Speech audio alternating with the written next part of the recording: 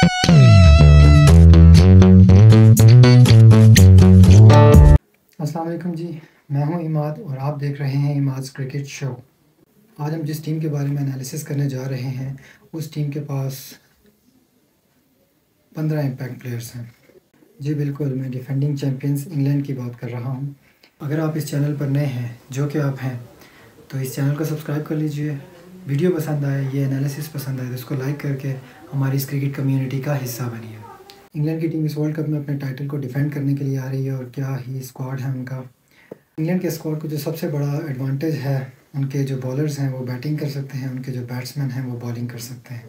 इसके साथ साथ अगर इंग्लैंड की रीसेंट फॉर्म को देखा जाए तो रिसेंटली उनकी न्यूजीलैंड के साथ सीरीज़ हुई थी और इस सीरीज़ को भी इंग्लैंड ने 3-1 से जीता था। ऑल्दो बहुत सारे इनके जो प्लेयर्स थे जो न्यूजीलैंड की सीरीज़ खेल रहे थे वो वर्ल्ड कप के स्क्वाड का हिस्सा नहीं है। जब एशेज़ स्टार्ट हुई थी तो बेन स्टोक्स ने मोइन अली को एक मैसेज किया था, एशेज़ क्वेश्चन मार्क, उन्होंने लॉल लिख कर रिप्लाई किया था। और अब सैम जॉस बटलर ने वर्ल्ड कप स्टार्ट होने से पहले बेन स्टोक्स को मैसेज किया वर्ल्ड कप, और उन्होंने भी लॉल लिख कर रिप्लाई किया और अपनी रिटायरमेंट वापस लेकर वर्ल्ड कप स्क्वाड में आ गए।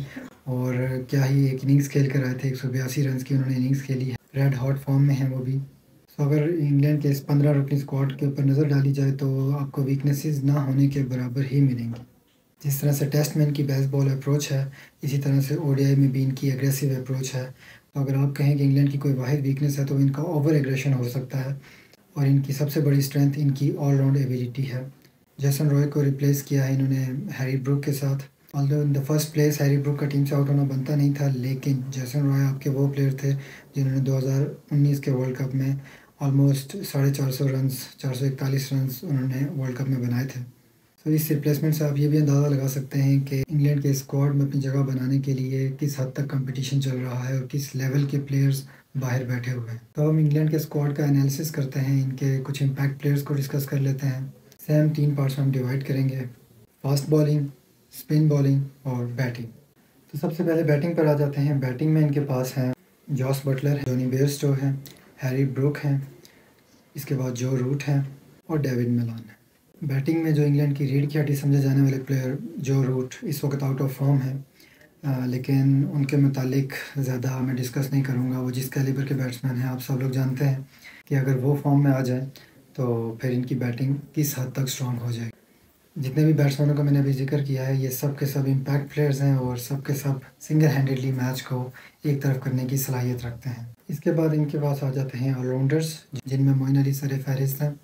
इनके पास सैम कुरैन है जो कि लोअर मिडिल ऑर्डर में आके बहुत ही अच्छी बैटिंग करते हैं और बड़े हैंडी बैट्समैन भी हैं। इसके बाद आ जाते हैं लियम लिविंगस्टन, पावर हिटर भी हैं और इसके अलावा बॉलिंग में लेग स्पिन भी करते हैं, ऑफ स्पिन भी करते हैं, जो कि बहुत ज़्यादा हैंडी है, स्पेशली स्पिन विकेट्स पर। बहरहाल ये जब भी खेलेंगे कम से कम भी 4 से 5 ओवर इनको डेफिनेटली दिए जाते हैं, सो ये इस टीम का एक क्रूशियल हिस्सा है। इसके बाद आ जाते हैं द चैम्पियन, जिन्होंने 2019 का वर्ल्ड कप जिताने में अहम किरदार अदा किया था। 2022 के T20 वर्ल्ड कप में भी उनका बहुत अहम रोल था। जी बिल्कुल, बेन स्टोक्स की बात कर रहा हूँ मैं।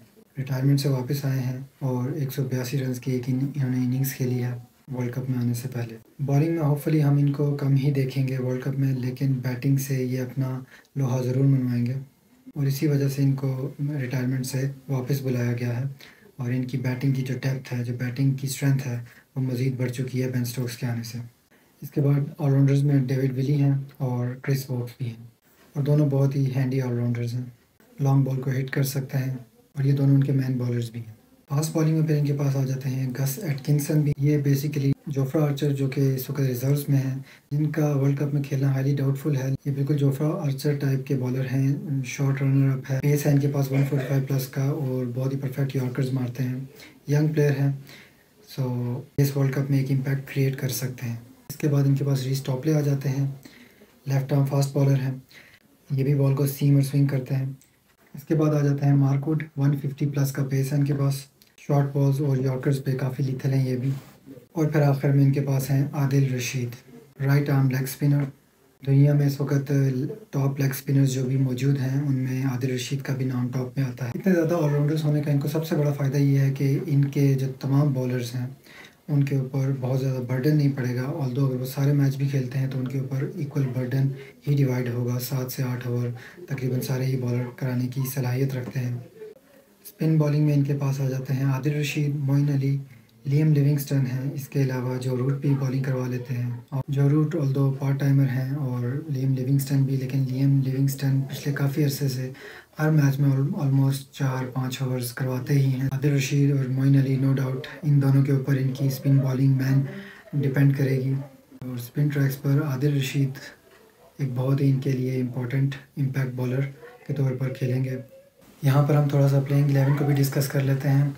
फास्ट बॉलिंग में इंग्लैंड की टीम मोस्ट प्रोबेबली जाएगी क्रिस वोक्स के साथ, सैम करन के साथ और मार्क वुड के साथ। ऑल्दो उनके इंजरी प्रोन बॉलर हैं मार्क वुड, सो मार्क वुड को वो गस एटकिंसन के साथ रिप्लेस करते रहेंगे through out the world cup, और मार्क वुड को क्रूशल मैचेस में ही खिलाया जाएगा। इसके अलावा अगर 4 फास्ट बॉलर्स के साथ अगर ये टीम जाना चाहे तो चौथे फास्ट बॉलर के तौर पर ये डेविड विली को टीम में रख सकते हैं। रीस टॉपले भी बहरहाल इनके एक अच्छे ओपनिंग बॉलर हैं। स्पिन बॉलिंग में ज़्यादा दारोमदार इनका आदिल रशीद के ऊपर होगा, और जहाँ पर ज़्यादा टर्निंग ट्रैक्स होंगे तो वहाँ पर मोइन अली और लिविंगस्टन भी अपना रोल प्ले करेंगे। बैटिंग में आ जाते हैं तो इनकी तमाम स्ट्रेंथ्स में से जो सबसे बड़ी स्ट्रेंथ है वो इनकी बैटिंग है, और बेन स्टोक्स की इंक्लूजन के बाद उस बैटिंग में और डेप्थ और रिलायबिलिटी आ चुकी है। बैटिंग इनकी ख़ास बात नंबर 1 से लेकर नंबर 11 तक इनकी हिटिंग एबिलिटी है, और इनके स्ट्राइक रेट्स हैं जो कि ऑलमोस्ट 100+ ही हैं।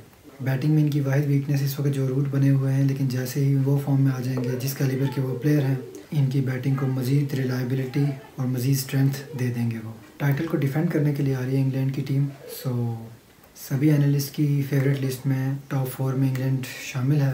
तमाम इंपॉर्टेंट स्पॉट्स पे इनके पास प्लेयर्स के बैकअप्स मौजूद हैं।